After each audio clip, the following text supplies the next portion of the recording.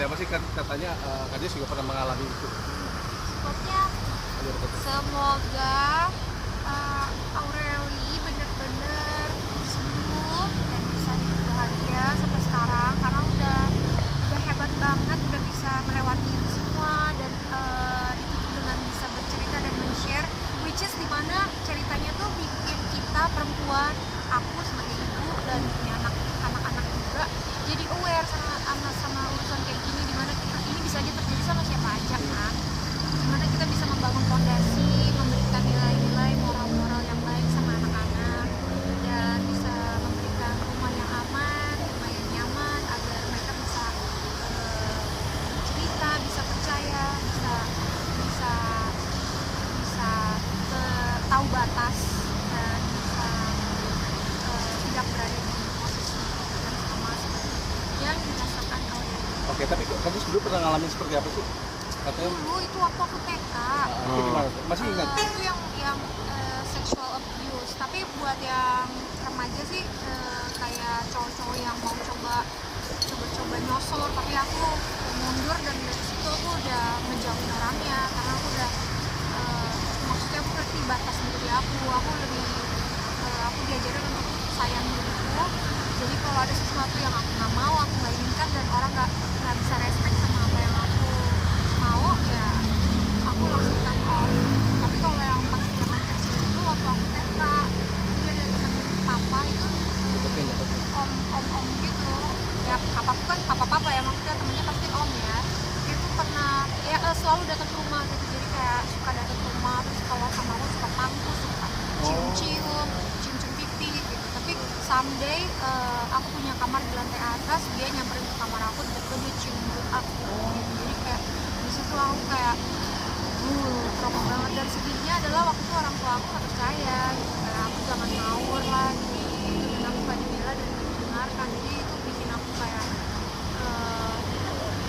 waktu itu aku jadi anak yang pemalu, jadi takut, jadi anak yang nggak bisa ekspresif. Sempat trauma juga nggak Kak Jess akhirnya Iya, aku dari akibat trauma. itu sampai sekarang? Aku sampai gede pun aku masih suka bahas sama mama aku, kayak mama kenapa waktu itu nggak percaya, kenapa mama nggak percaya.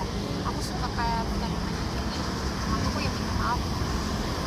Oke, Kak Jess sedikit dong, artinya dengan begitu Kak Jess ada rasa syukur juga, mengingat mungkin Aurel Moreno maaf sempat gagal juga gitu dalam rumah tangga, dan Kak Jess justru malah sekarang meskipun dulu kecil memiliki sikapnya pengalaman yang pahit ini, tapi sekarang memiliki kebahagiaan yang sangat luar biasa. Iya, itu mungkin apa ya, bentuk dimana sebagai pribadi tuh kita berusaha untuk menemukan jalan kita yang terbaik gitu. Menurut aku sih iman itu berpengaruh ya, iman seseorang gitu.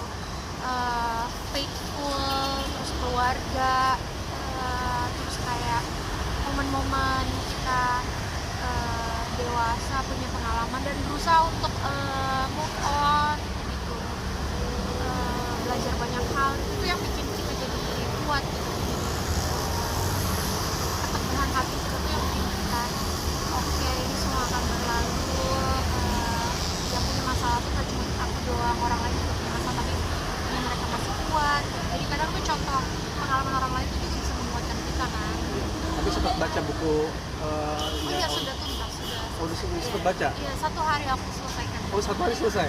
Dan itu apa kesimpulannya mungkin dari buat? Kesimpulannya adalah ya menurut aku ini bacaan true story yang bisa menjadi pelajaran buat kita semua, bukan cuma perempuan dan cuma laki-laki, karena dimana aku posisinya sebagai istri, sebagai seorang ibu, ini jadi bikin kita belajar dan aware bahwa hal ini bisa terjadi sama siapa aja. Gimana kita punya anak laki-laki, ngajar anak laki-laki kita untuk tahu batas, menghormati, tahu norma-norma, tahu